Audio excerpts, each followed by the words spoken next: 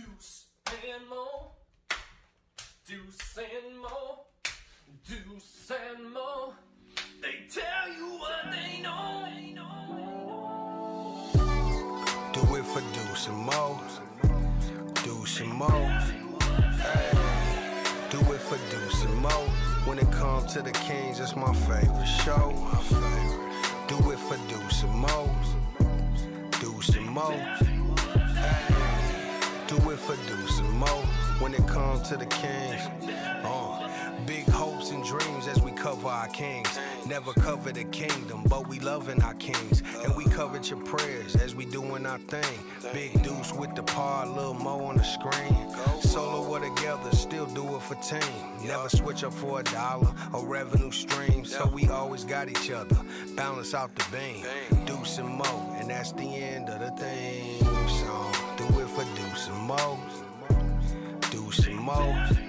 Hey, do it for Deuce and Mo. When it comes to the Kings, that's my favorite show. Do it for Deuce and Mo. We are live! Do it for Deuce and Mo. Happy Wednesday night, Sacramento. What up, Deuce? Hey. Hey, Morgan. What's up? Woo! I'm rooting for y'all. Yeah. But how about those Kings? Let's go, Kings. Oh my goodness, 7 losses in a row. 3-12.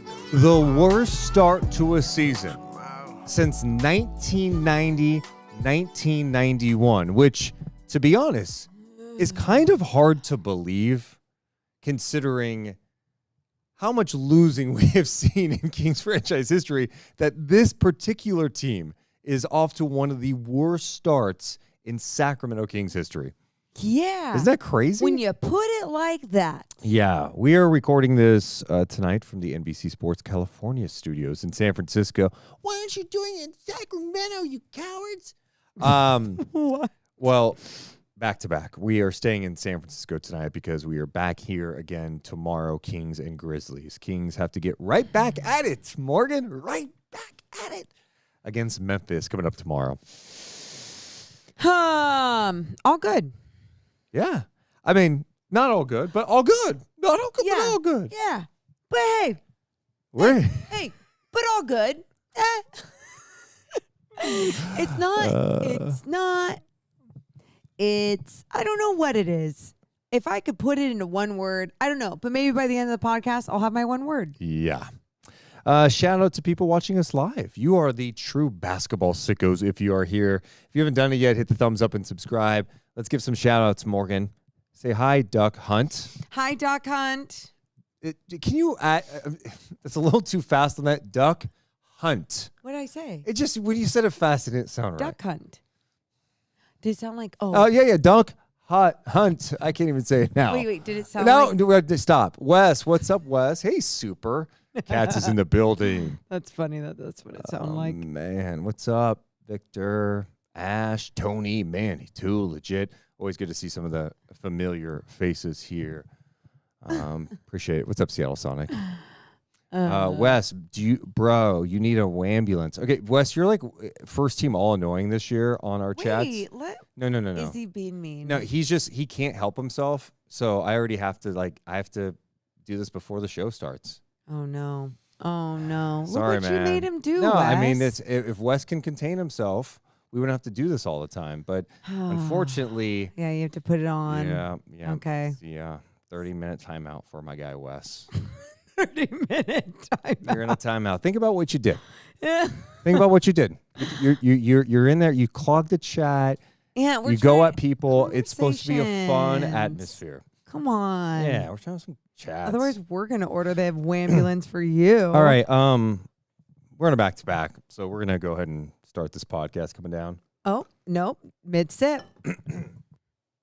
Oh God. Okay. I thought my mic was off. Jebediah sucks. Wait, dude. that whole That time? was a joke. Oh, Morgan. I was like, you've 3, headphones on. 2, 1. Welcome into the Deuce and Mo podcast. Recording this on a Wednesday night from San Francisco at the NBC Sports California studios. as we are sitting back and reflecting in another Kings loss. They lose to the defending champions, who I feel like they played 9 times this year. Yes, about that. It's actually 3 times in the books. Well, whatever. We can move on from OKC for a little bit, please. Can we? Yes. When's the next time we see I don't them? think we see them. Now now we got to look it up. Okay. Hold on. I'll look it up. Meanwhile, Sacramento loses 113-99. Sacramento, with the loss, has now lost 7 consecutive games. They are now 3-12 through 15 games. That is the worst start to a season since the 1990-91 Sacramento Kings. You love saying that stat. Let's see. The Kings take on the OKC Thunder. Oh, Okay. I don't see it anymore. Yeah, they don't have another game against them. Okay. You could have done this in a much more efficient way. Like go to Basketball Reference, click on it. Oh, my goodness. That was tough to watch. Well, I mean, Do you want me to start it again or no? No, and I just did that in 20 seconds. Wow. This was another tough game for Sacramento, Morgan Reagan. Yeah, a really tough game for Sacramento. I mean, it sucked. Like, what? There's your analysis. Good night. The Kings were without Domantas Sabonis in this one. And so they started a double big lineup to match up with Chet and Isaiah Hartenstein. It was LaVine, Westbrook, DeMar DeRozan, Precious Achiuwa, and Drew Eubanks getting the start in this one. And to be honest, it's weird to, like, the Kings have lost 7 in a row, and you look at this game and go, okay, it wasn't like the worst thing ever. Yeah. But they were held below 100 points. Mm-hmm. They lost another game by double digits. They lost 7 in a row. They're now 3-12. Like, but there were also like some moments where like, oh, I appreciate that the compete was better. Have our standards have just been lowered that much that we're like, Oh, yeah. okay. Yeah. No. It's a few things. And by the way, it's okay. I mean, it's okay to be truthful about this. Like, we don't have to sit here and just be like, no, we're as sport fans, it's black or white and it's win or lose. It's like, no, sadly in Sacramento, like there's going to be times, and especially there's going to be certain seasons like this one specifically, where when you do see the ups and downs, mostly downs, but when you do see some of the ups, you do get excited for like the highlights or something that like stood out to you. And I don't think there's anything wrong with that, while stating a fact of like, yeah, this team as a whole is not going to be the team for the future going forward, all the different things. Like, it needs to be broken down in so many different ways. But tonight against the defending champs, they came out the right way. Yay. Thank God, because we've seen them not do that against certain teams. And then they didn't have a complete 4 quarters, but I was never expecting them to, right? I think right now too, we would be talking about this game much differently if that 4th quarter didn't go in the direction that it went. But there was no doubt in my mind that that was the direction the 4th quarter was going to go, which was OKC figuring it the F out, end of the 3rd, going on a run, never looking back. That's what they do. Yep. And their I mean, the identity. big difference, you want to talk about this game specifically. You know what? I'm going to start with this. What? Zach LaVine. Okay. Let's do it. Zach LaVine now back-to-back games with 8 points. Mm-hmm. Guys are going to go through funks throughout a season. He also had a performance under 10 points the last time they played Oklahoma City. He is in a funk right now. Yeah. And it's not like oh, man, he's going 4 for 20. I wish. And he's just struggling with the shot. We're talking about now like a 6-7 game stretch where Zach LaVine's getting like 10, 11 shot attempts a game. 10 tonight? And that's just not enough. Nope.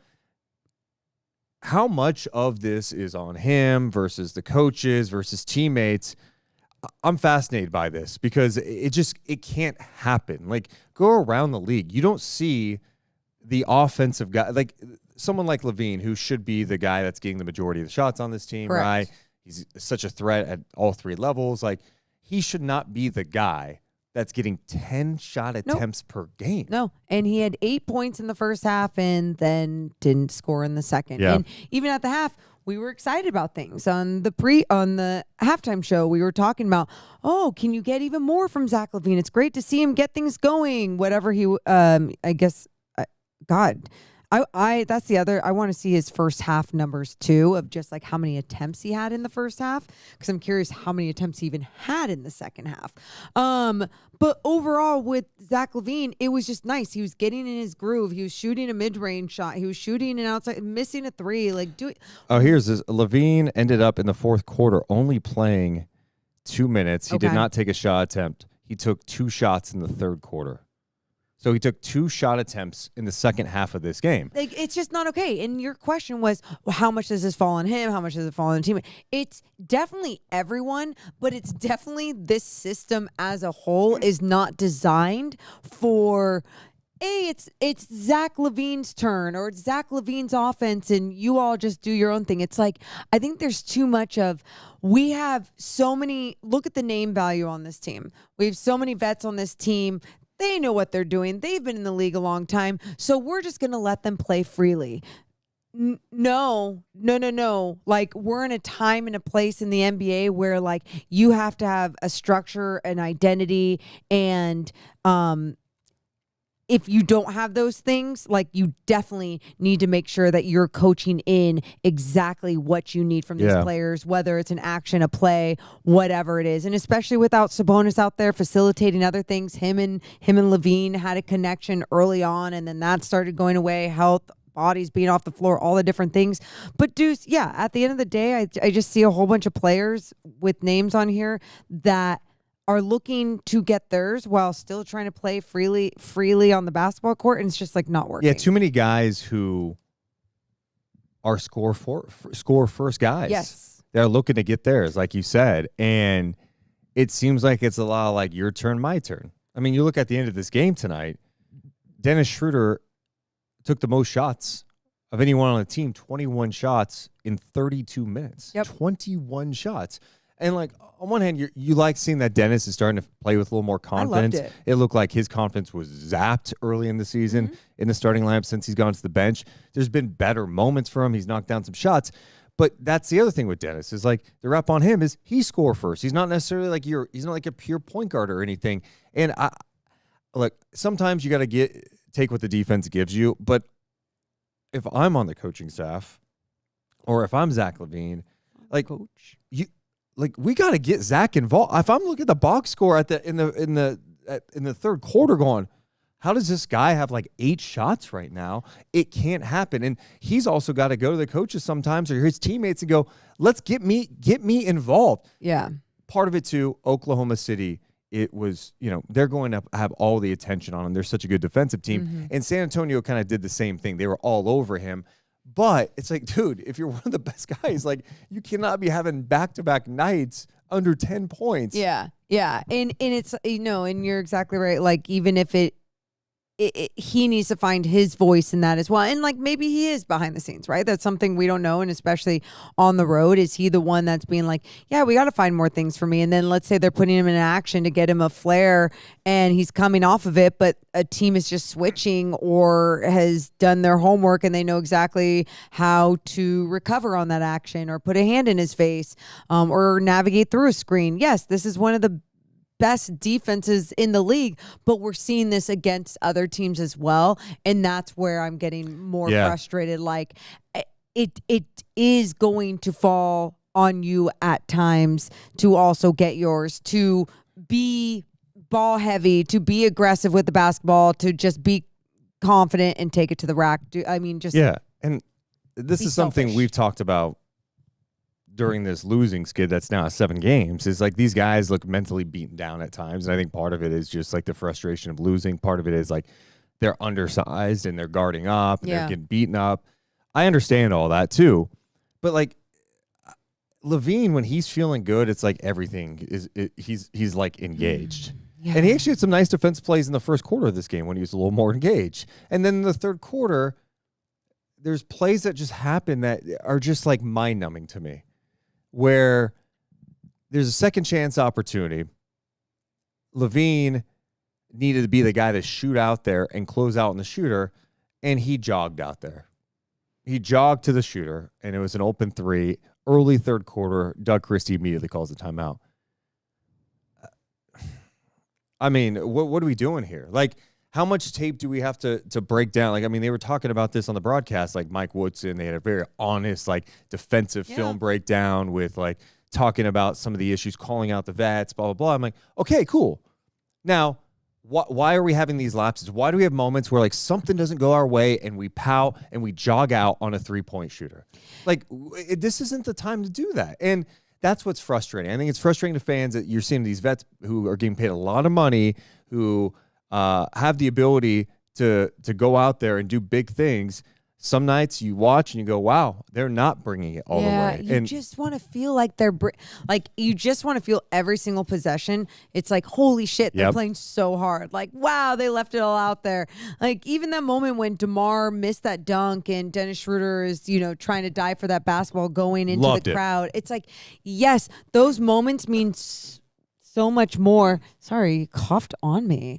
Those moments mean so much more than what these people could even imagine. Like, I think that's why too, when we see these minutes being played for some of these guys with names or the resume, the vets, however you want to put it, it's like, well, will these younger guys give you that on every single possession? Nique Clifford only playing 8 minutes. Keon Ellis only playing 11. We say this game after game, but also Doug is trying to win a game, and in his mind, and probably his coaching staff's mind, is like, we have winning players on this team that we have to play. They know how to win. They've been doing it forever, so they know how to win. They have to be at the end of games. When really, I'm like, it's a 15-point game with 4 minutes left. Yeah, sure, there's a chance, but why don't you just go with some of these energy young guys at this time? It feels like every podcast we talk about the minutes. I don't know what else to say about it. I mean, DeMar DeRozan's playing 35 minutes tonight. Okay. Why? And you talk about, hey, you're trying to win. You want to win games, especially for these vets. They need to feel good about if they're fighting and they want to try to get a W. But, yeah, I mean, the results right now are not good. They're 3-12 and lost 7 in a row. Yeah. And we've seen changes to the starting lineup, some of it because of injury, some of it just to get different looks. Well, this to me is a perfect opportunity to get these young guys minutes. Like, Keon Ellis needs to play more. I don't know what else to say. He's not perfect. I can acknowledge that, but he does some good things out there. Keon Ellis plays 11 minutes. You just mentioned it. Nique Clifford plays 8 minutes in this game tonight. We finally see Max Reynaud get an opportunity, right? 19 minutes tonight, and he's getting an opportunity because of the injury to Sabonis. Yeah. Well, what do you know? He had some nice moments. And guess what? The only player with a positive plus-minus tonight, Maxime Reynaud. There we go. He had 7 points, 4 rebounds in 19 minutes. And no, I'm not sitting here hyping Max Reynaud, but I'm going, hey, in a season that at this point doesn't look like it's going to be turning around, okay? Like, are the Kings going to get red hot all of a sudden and make a push? Good. Probably not, right? I want to see some of these young guys and dial down the starter minutes and give them opportunity. Fans need hope. Fans need to see like some of the young guys do some good things. I'm not saying you need to switch it now and play 30 minutes a night, but when I'm seeing like Keon and Nique get like a combined 19 minutes. The Maxime Reynaud is the perfect example. It's like, wait. So all the starting unit has to be injured or unhealthy for those guys to get opportunities. That just shouldn't be the case right now. And we knew that this was going to be the case in the offseason. This is even before Russell Westbrook was signed. This was before Keegan got hurt. Right. And now Keegan's probably coming back next game against Memphis, which is good. We don't know about Sabonis' status, but that's just going to muck things up even more. Shit. And so I think part of it, too, is like, trying to understand we are in mid to late November, and the reality is we may want all these things and they may be coming at some point, but it's not going to happen right now. It's just not. And they could dial down the minutes a little bit. Like DeRozan could be playing closer to 30 instead of 35, but the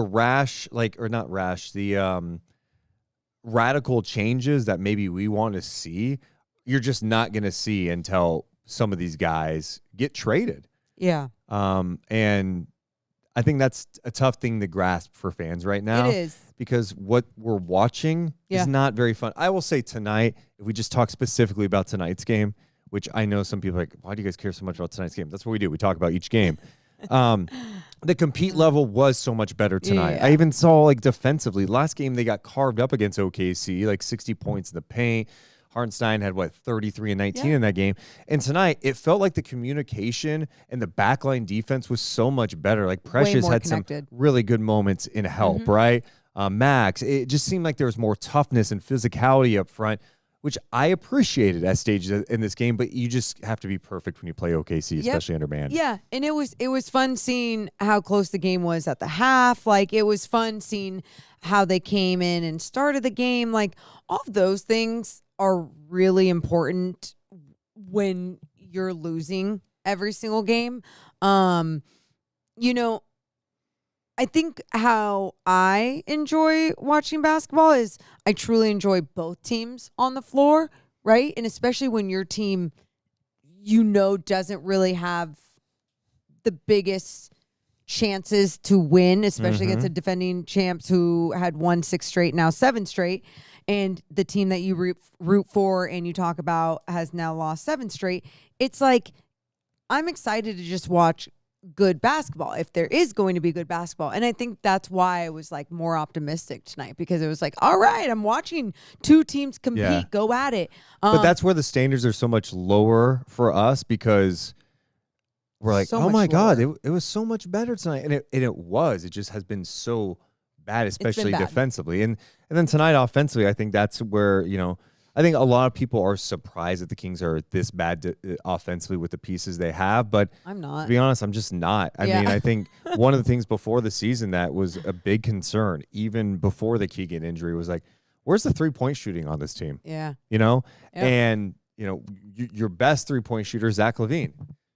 He's not shooting enough right now. They're not getting him involved enough. They're not running enough things for him, and he's not engaged. Like, that's a problem. And so you take Keegan out of it, and it's like the spacing is always so bad, right? It's always bad. The paint's always clogged.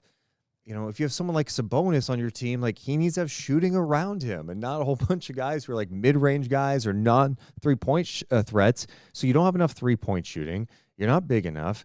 You don't defend.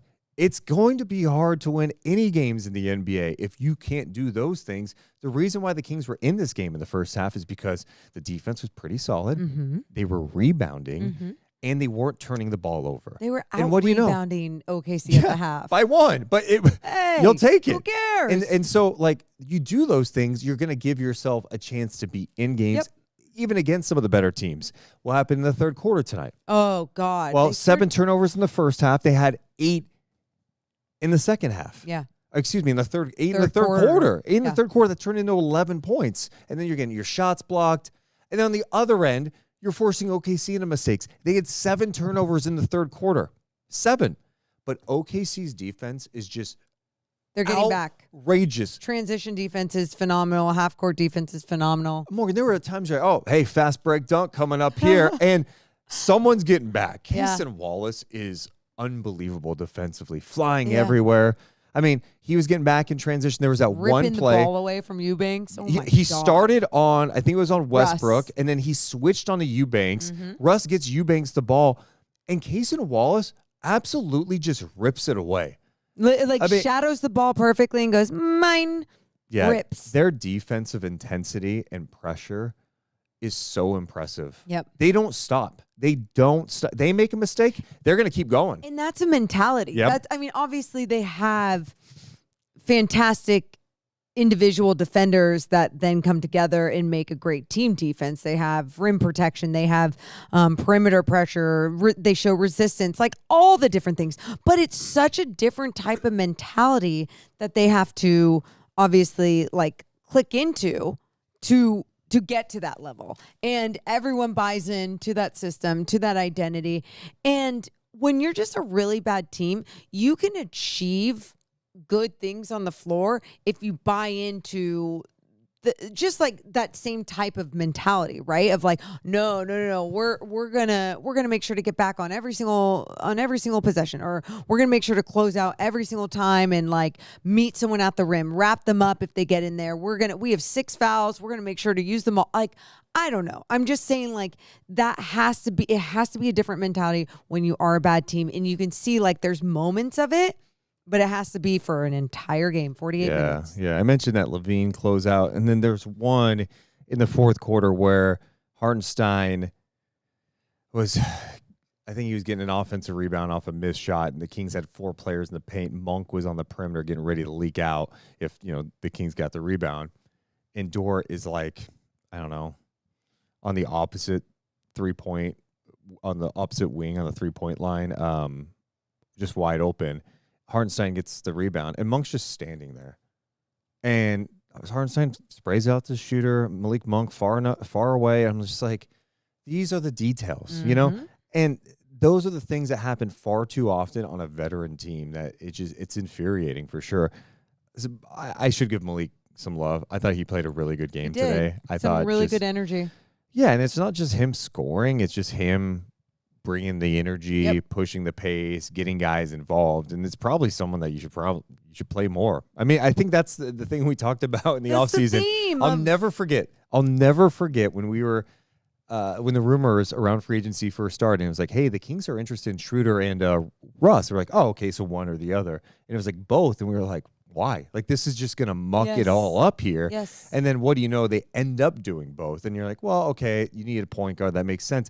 But the problem is, like, with Schroeder, he is a score-first guy. I think Malik Monk's more of a guy that's going to play faster, make quicker decisions. He can have a decent 2-man game with Sabonis. He tried to get one of the Precious today, a little pocket pass that Precious couldn't handle. But I don't know. I just trust Monk's playmaking far more. I was in the offseason, we did a lot of, like, members-only podcasts, because we were trying not to overdo podcasts when a rumor would come up or Jonathan Kuminga stuff was being talked about every month for 3 months. We're just like, look, we're not going to just hone in on that, whatever.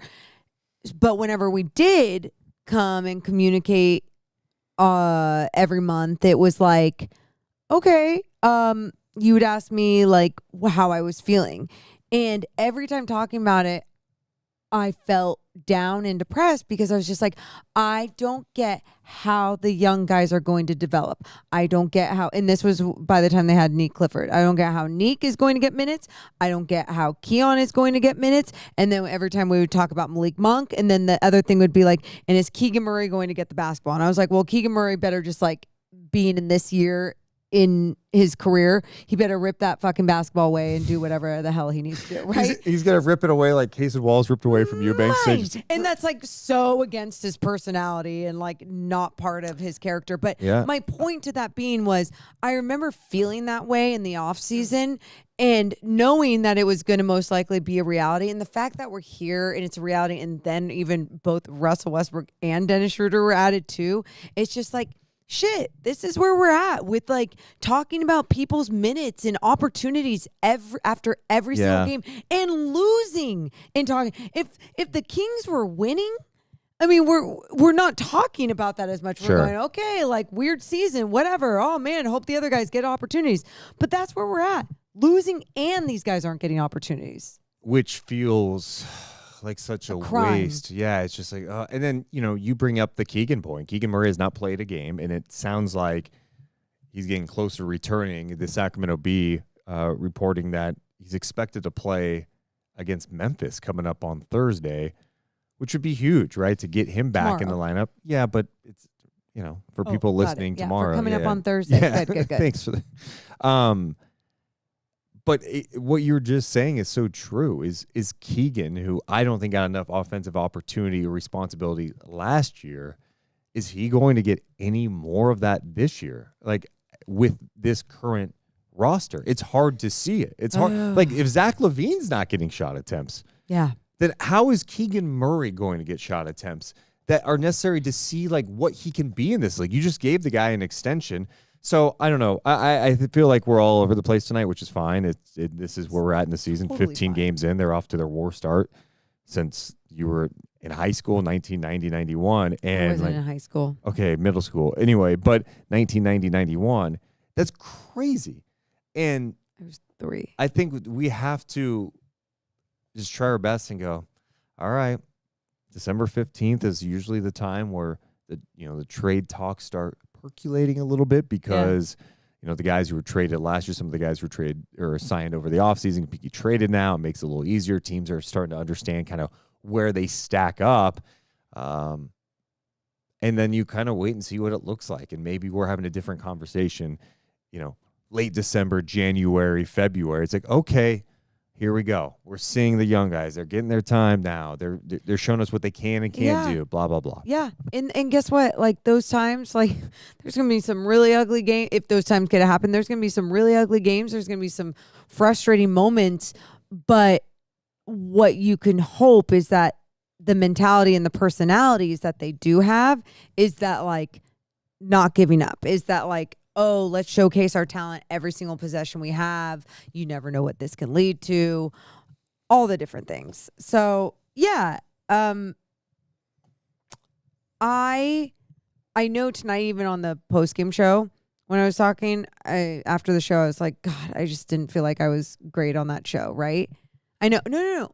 Shut up. I didn't say anything. Stop talking. And the thing about it was I just felt like I didn't have enough substance to what I was saying. But what I realized, like taking on OKC for the 400th time in 3 weeks, it's really hard to just like break down something completely different. And especially, again, it was another game against OKC without Domas Sabonis in there. So it's like, yay, you didn't allow Isaiah Hartenstein to have 33 points and 19 rebounds.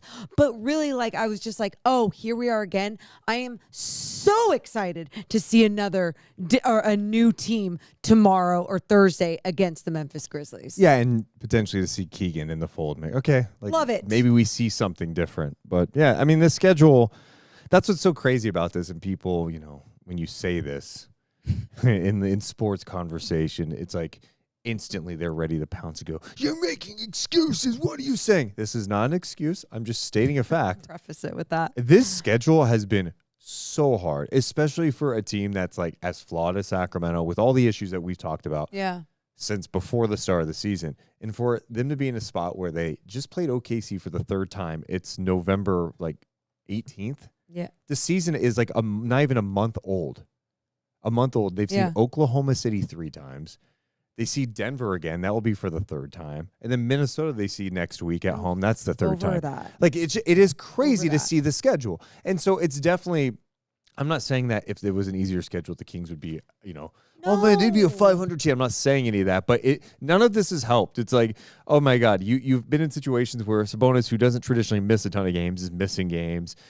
Monk missed some games. LaVine, Keegan. You're just like, this team can't afford any of that, coupled with all their flaws and this schedule. But even as a basketball fan, it's like, I want to see them. I just want to see different teams. Like, I really want to see the Detroit Pistons, even though they're on an 11-game win streak. I just want to see them because they're fun. Like, that's why I was excited to see OKC at the beginning of the season, because I'm like, oh, they're a fun team. Minnesota, what are they going to look like? And then obviously when they come in crushing the Kings, it's definitely not as fun. But that is why, yes, I am excited to see the Memphis Grizzlies. Of course, they end their road trip back with the Denver Nuggets, but my God, and then come home to the Minnesota Timberwolves once again. So annoying. But yes, so get excited for the Memphis Grizzlies, and guess what? It's not just like they better win. You'd hope they win, but it's not. It's definitely not going to be that. No John Morant. They played pretty solid at times in that game against San Antonio. Ugly first half, but they battled, and then De'Aaron Fox and Harrison Barnes closed the door literally on Memphis. Literally.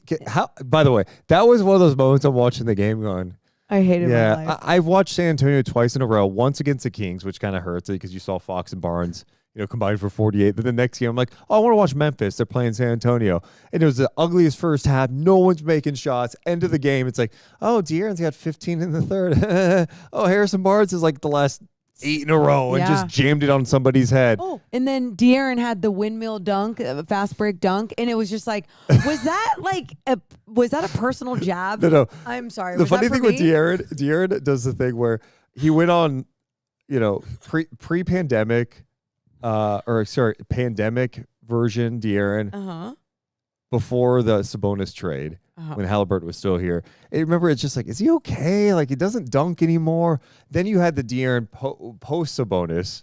Once Sabonis showed up, the Beam Team year, he's dunking again. Windmills, like, oh my God. I've realized De'Aaron only dunks when he's happy. Yeah. It's like, was he dunking last year? Like, I don't remember him dunking last year in Sacramento. He goes to San Antonio. He's busting out windmills at the end of a game. Yeah. I'm like, are you shitting me, man? No, it definitely hurt. And it always makes me laugh too on just like how many people though in Sacramento specifically will just shit on every single player, whether it's De'Aaron, whether it's Harrison Barnes, be like, they suck, get rid of blah, blah, blah. And it's like, look, they might not be in the role that they should be in necessarily, but like they definitely don't suck. And then now people are seeing that the grass is not always green on the other side, and it doesn't even matter what the name value is, because so many people even here at NBC come in and they're like, yeah, you guys have this guy, this name, and it's like, shouldn't they be this, and it's like, no, that doesn't make a good basketball team. No, and today's game is just so different. I mean, you look at Oklahoma City's roster, especially right now. I mean, SGA is spectacular, right? But you have a whole bunch of guys who are just elite players in their roles, right? It doesn't mean they're role players. I mean, I guess they kind of are, but like Cason Wallace has moments where his defense absolutely just changes a game, right? Chet Holmgren can change a game. Isaiah Hartenstein can change a game.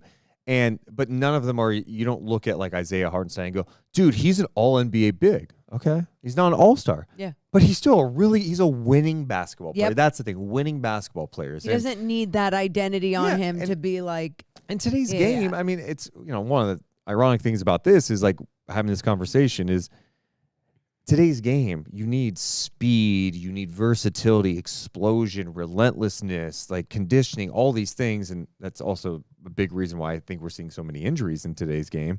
You're seeing all like these calf issues, Achilles issues. Soft tissue. Because the game is so much faster and more spread out than ever. Guys are having to cover more ground defensively, offensively. We're seeing like change of pace moves, deceleration, Euro steps, a lot of like pressure on the calf, Achilles, like different ways to attack closeouts. My point being is like the best teams are able to do that. Sacramento is none of those things. They're not fast. They have a couple of guys. They're not long. They're not long. Yeah, they're not athletic. They can't shoot. As a well, like there's athleticism, but like I guess as a whole, they're definitely not athletic. So not versatile. That's tough. You're not going to win a lot, and you're one of the oldest teams in the league. And what do you know? Right now, two of the oldest teams in the league are Sacramento and the Clippers. Yeah. Both not playing well. Golden State, they're one of the oldest teams in the league too, and they're like hovering. They lost tonight. They sat all their guys. They lost to Miami tonight. But, you're seeing their weaknesses where, Steph with a couple of 40-point games, and then Steph has an 11-point game. It's like, well, what's going on? Guy's just tired. He's probably exhausted. He's getting old, right? Like, so it's hard to be old, have an old roster in this league with the amount of athletes and versatility. It's really tough. We're everywhere tonight. I love it. If you haven't done it yet, can you hit the thumbs up and subscribe? All it does is help our channel grow. I do want to mention that tonight's podcast is presented by our friends, as always, at Sentivo Vineyards and Winery. Oh, yes. We get to partner with some of the best winemakers in California, and they are all Kings fans. So they understand all the pain while serving the best wine in the game. Should have picked up a bottle on the way to San Francisco. And just drank it right here. Yeah, for sure. But hey, if you don't go to the tasting room, which is in Suisun Valley, which is in that Fairfield area, you can pick up bottles there, but you can also go to SentivoVineyards.com. I keep telling people this, local wine as a Christmas present, whether it's for a coworker, a family member, whatever it is, you should go to SentivoVineyards.com. Order some wine now. Everyone will be so happy that you gifted them that because it's delicious and they're the best people. Also presented by our friends over at Medic Ambulance. Woo, woo, Medic Ambulance has set the standard in emergency medical services for over 45 years now. From life-saving responses to being the team behind the scenes at your favorite events, Medic is here to serve. Learn more at medicambulance.net. Appreciate everyone's support of the Deuce and Mo podcast. All right. Who would be your butcher and barrel player of the game tonight? It would have been if the game ended strong for the Okay. Kings. Let's just even say, They kept it within reach. did it really feel like it was in reach? You know what? The one stat that blew me away today, OKC coming into tonight had led by 20 in 11 of 15 games. Okay. They didn't lead by 20 tonight, Let's did just they? double check it. Let's see. What was the biggest lead? 18. 18! Yes!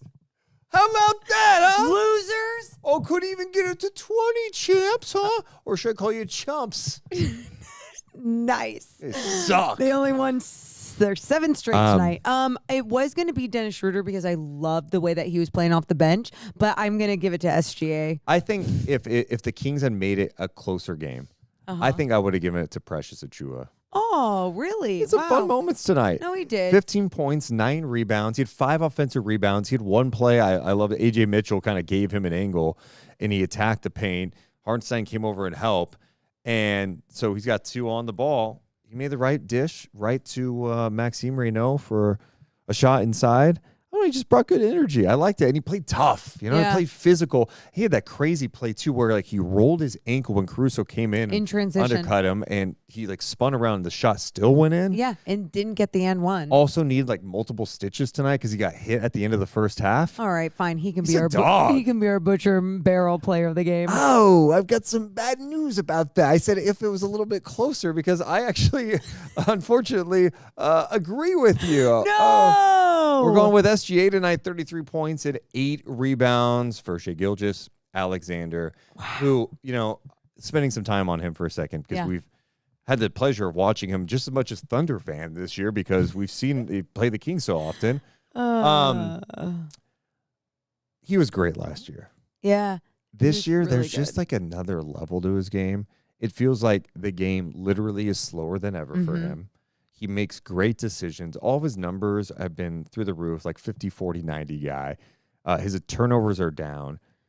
And I think what makes his start to the season so special is he's doing this without his co-star Jalen Williams, who can take some pressure off of him and handle some of the duties at times. And it just speaks to Oklahoma City's depth that Plug and play. Jalen Williams hasn't played a damn game this year. No. And SGA is the reigning MVP and playing, in my opinion, the best basketball he's ever played. They showed at one point on the broadcast right now NBA leaders scoring points in the paint. Yeah. SGA at the top, right?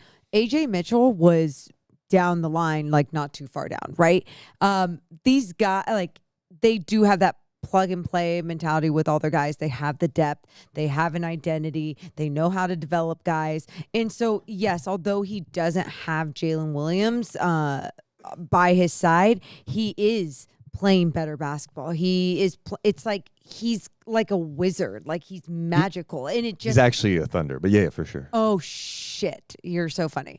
But how you were saying with the game kind of just coming to him and him playing freely and at his own pace. It's like those movies when you see people just everything goes silent for them, but everything's still moving. But it's like the Matrix. You haven't seen the Matrix. I think Where, I've seen the bullets are coming. Yeah, It's I've seen bits and pieces. It's he is one of those people. It's Neo. Is that who it is? Neo. I don't know why I'm still doing it. But my point is everything is going at the same pace that it goes at, but he gets to decide the pace and he gets to make his decision. And how he makes that decision is just, it's incredible. It's incredible how he goes about the game mentally, physically, every single possession. Couldn't have said it better myself. Well, you haven't seen The Matrix, so. I think I've seen it back when it came out back in the day, but I wasn't a Matrix stan. That's fine. You know what I mean? It's Keanu Reeves did some stuff, right? He's in that movie. John Wick? Yeah. John Wick. Now that's my type of movie. Okay, fine. Then SGA's John Wick. There you go. No, because John Wick is more, he just takes a beating and he just keeps getting up. I like your Matrix one. It's like everything's kind of slow around. It was a great example. Oh my God! Wow. Yeah, that's why I said I couldn't have said it better myself. Oh, well, I never know from you if you're just shitting on me. my So SGA is our butcher and barrel player of the game. What? People in the chat with Felix was saying, Deuce hasn't seen The Matrix. Deuce hasn't seen like Mean Girls. You haven't seen anything, right? No, again, I watch different movies. Like. You're such a liar. You don't watch. In that time period, I don't know. The Matrix just never appealed to me. I was going and watching, Wedding Crashers, Austin Powers, Goldmember. I saw like 6 times in theater. Like, think about me. I mean, come on. Yeah. I'm a comic, right? No. You know what I mean? Okay. When you think Deuce, you think comedy, right? SGA is our butcher and barrel player of the game. If you haven't checked it out, it's right across from Golden One Center. It's amazing. They have game day deals. Even on these away games, you can go in pregame for $38. You get a Wagyu burger, a shot, and a beer. But it's elevated dining, and it's effing fantastic. They just won a whole bunch of awards. So you should just go check them out. They're amazing. So, like, red pill, blue pill or something, that's the thing, right? Yeah. And I think another thing with me in movies, shout out Butcher and Barrel, I think, like, I get in my own head sometimes. It's probably because of my mental issues I probably have. It's just, when movies are that deep, like, for example. Didn't you have to go to therapy after seeing Black Mirror? Okay, Morgan. That's TMI. I mean, it's just like the story, the setup is so awful that it's like, it's no, great. I wasn't just perfectly fine. I watched an episode of Black Mirror and I was like, I need to go to therapy. No, it was just a triggering thing. Like when things don't. I was going through a time after my grandma's death. God, I didn't know we were going to talk about this today. Where I felt like I lost a little bit of like reality, a little bit, like in my grieving, and so like I was like dealing with it, trying to get a therapist even with insurance is very difficult. So I didn't have a therapist at the time. I remember watching an episode of Black Mirror and it was just like, oh my God. Disassociation. Disassociation. Thank you. It was like nothing felt real. And I remember I got up in the middle of the episode, grabbed the Calm app, started some breathing exercises. And I was like, okay, I've kind of grounded myself. And so anyway, like some of that stuff is just too much. Like even like watching Polar Express the other night, there was a little... I never seen Polar Express. There's a little too much like. Wait. Polar Express, where they get on. This is not about me. A train. What was too much about Polar Express? I forget the example. I'm trying to remember the exact scene that like for a moment I was like, well, okay, that's a little strange. Like the kid getting on top of the train. I don't know. That scares me. That Polar Express scares you. Okay. I did not say it scared me. Deuce, do not watch Coco. No, I've seen Coco. Do not watch Coco. Remember me. Also, Polar Express. Let me just tell you, make a live action film. What a waste of Tom Hanks. Like, give me him in a live act. That movie could have been like so much better. 25 years ago? Yeah, I just saw it for the first time. But then, so 2 things. Why are you talking about it now? But also, like, they had different technology then. I understand. Even for live yeah, action. guess what? Like, Pixar was better than that. I'm just saying, like, this, they could have, Harry Potter. God. Oh. They didn't do, like, a Harry Potter version of that one. That's what I'm saying. Anyway, the whole point is Matrix a little, but SGA, I'm grounded when I watch him. He may feel unreal, but he is 100% authentic. I brought it back home. I brought it back home. Good job. The plane was all over the place. It We're was. zigzagging a little bit. Zigzagged. Whew. What's our J Street Dental moment of tonight's game? I feel like we actually have a collection of moments. We do? Oh, I would love to know what yours would be. Mine would be, and I think I have it right. Tell me if I'm wrong. Drew Eubanks had a block on one end and then the dunk on the other? Or was it just the dunk? It was just a dunk. I don't believe he blocked someone then. Damn. But it was a defensive stop, and then he ran the floor. DeMar DeRozan, a cross-court feed. DeMar passed it to Eubanks, who went strong at Chet for the jam. Yep. That was nasty, and that was after Chet had dunked on him. Well, there you go. That's my moment. I mean, that was a good one. How about early when Russ was playing super aggressive defense on 2 straight possessions on SGA? I think Hartenstein tried to get to SGA, poked away by Russ, who was like fronting SGA. And then he gave it to LaVine, who had that nasty dunk. Remember the dunk LaVine had? Oh, Oh yes, I know. God, It I was so love long that. ago. It was in the first quarter. It was so long ago. And then Russ followed it up with another Defensive. steal right after Okay. that because he just he was playing super aggressive on SGA, which I really like to see. The other candidate I would throw out Yeah, there. What about when DeMar DeRozan tried to kill somebody when he went up for that dunk? Oh my God! He went up for the dunk, and then it was missed. And then Schroeder went diving over the scores table Yeah. to save the ball. I dug it. I dug it. Oh, my God. I dug it because it was like not only DeMar was like trying to just make a statement. He with tried to it. kill Jalen Williams. He tried it, didn't get the dunk, but still had us going crazy. And then to see the extra effort from Dennis Schroeder was just again, that is just what you should see every single possession. Oh, man, those are if you're playing like that all the time. Oh my God. I mean, that's the type of play that gets a standing ovation. You're going hard at the rim, and then your point guard is diving over the Thunder scores fans table. were cheering for him right there because they were appreciating his hustle. I thought it was more because they were like, oh, he's okay. I thought he might have like. I think it was both. Like truly, kind of like a holy shit. You okay? Yeah, but good job. Hey, respect. Man, here. OKC's so good. OKC is so freaking good. They're really good. So which one gets to be our J Street dental moment of the game? I think we just put down the dunks. Okay. The Chet, The missed dunk. the Eubanks, and then the LaVine one, Yep. and then that missed one. That was just a fun hustle play. Okay. The dunks. The dunks. Okay. Those are our J Street Dental moments of the game, enriching lives and enhancing smiles. Head to jstreetdental.com. You can also check out their sister office, Sacramento River Dental. Like we always say, all run by the most amazing people. The cavity feels like nothing there. They're also help you take care of your teeth, so maybe you avoid cavities if you listen to their instruction. Like I have personally improved my gum health with some amazing mouthwash. Good for you. So I've had a cavity or two in the last year. Yeah, because you're brushing your teeth with sugar. I mean, I eat a lot of sugar. Yeah. Why don't you back off of it for a minute, huh? I mean, I have a little bit. Take it from me. Only because Dr. Sala told me so. Good job. Thanks. We need to get some super chats too, because we definitely had some super chats, and we can't ignore all the people hanging out with us live. You guys are literally the best. I'm trying to scroll down here to see the super chats. Why is it not going? There we go. There we go. Shout out to Seattle Sonic donating. He always likes to update about blocks. Said that the Kings 10 players, 0 blocks tonight. Donated $2. Thank you for that update and for the donation. Mitch in the chat donates $5 saying, how can this team be so bad and have no minutes for Keon? Schroeder is terrible, and he's taking 21 shots, 4 turnovers. Yeah, Schroeder had 4 turnovers. LaVine had 5. I mean...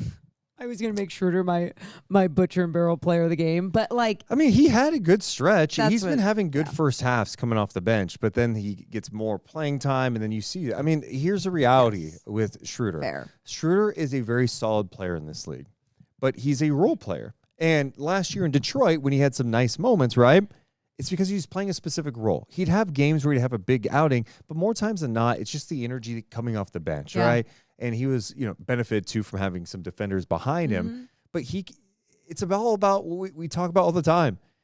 It's about being in the right role. Yep. And for so long in Sacramento, guys are miscast. And so Schroeder's not a bad player. Schroeder could help a lot of teams. The problem is when you're asking Schroeder to maybe start for you, play 30-plus minutes a night, you're going to see some of his weaknesses, especially with a team that doesn't have size and shooting, all the things we always talk about, rim protection, blah, blah, blah. So there you go. But I'm with you. I want more Keon. Donna in the chat has been a member for 40 months, Morgan. Thank you. That's a long time. That is. Said, I see the team trying hard, but no results. Yeah. Yep. That's tough. Wanson donates $10 saying, considering LaVine, feels like we are paying our big contract players to do nothing to a point where it's getting insulting. Longtime fan of the Kings. This is just what? Yeah, I mean, I think it's a tough thing to see. And I don't know what's going on with Zach because when you see the good, it looks great. I mean, we were talking at the start of the season. The 30 points were amazing. 30-point game's awesome. But I think we were most encouraged by his compete level defensively. And you're seeing less of that recently, and it's ever since he like tweaked his back. I don't know if that has something to do with it. I don't know if he's fighting through that, but he's clearly not getting enough touches right now for whatever reason, and that's a really tough thing to see for the Kings because they need him to be the guy that can get you 25, 30 a night. Yeah. Not having 9-8 point games. Like what? Hopefully we see a little bounce back tomorrow. Tomorrow. Thursday. Right back at it. We'll be live. It's going to be a late night podcast because the Kings play at 5 o'clock in Memphis against a Grizzlies team that's lost 5 in a row in 9 of 10 games. No Ja Morant in that game. Jaren Jackson Jr. is doubtful. They're coming off a close game the other night against San Antonio. It's a 5 o'clock tip. Then once we're done at NBC Sports, California and San Francisco, probably around 7:45, we're driving back to Sacramento. Probably be live around 9:30, 9:40. Wait. 9:45? 9:45, 10. Yeah. So then we're going to go live for a little late night pod so we can hang out and Almost cook a like little bit. our normal home game podcast time. So, but back in the studio is where we belong. Yeah, and don't sleep on the Grizzlies because they're a team that can bite you even if they're a little banged up. They've got like Vince Williams is going to play with confidence, and especially if he's getting more opportunity. Cedric Coward. Dude, Cedric Jalen Coward, Wells. rookie that is really nice. Like he's got a lot of potential. He does good things defensively. He could shoot it. Yeah. You see it. Santi Aldama can rain down from 3. Yeah. We've seen him hurt the Kings before. They might be without Triple J, but I mean, sure, if they're missing one big, it's like they still have Zach Edey too, who just a big old body in the paint. Big dude. Just a big old dude. Yeah, but I'm excited either way. Sometimes I watch him and go, can you just dunk the ball? I know. You're 7'4". Excited to talk about a different team taking on the Sacramento Kings. Yep, My God. We appreciate you guys so much. One of the things you can do after the show is comment, give us your thoughts on where the Kings stand. 7 losses in a row. We like to comment back and forth too. So do that on the YouTube page. We love you guys, but we got to go. We'll catch you all tomorrow. Thanks for being here. See ya. Deuce and Mo, Deuce and Mo, Deuce and Mo. They tell you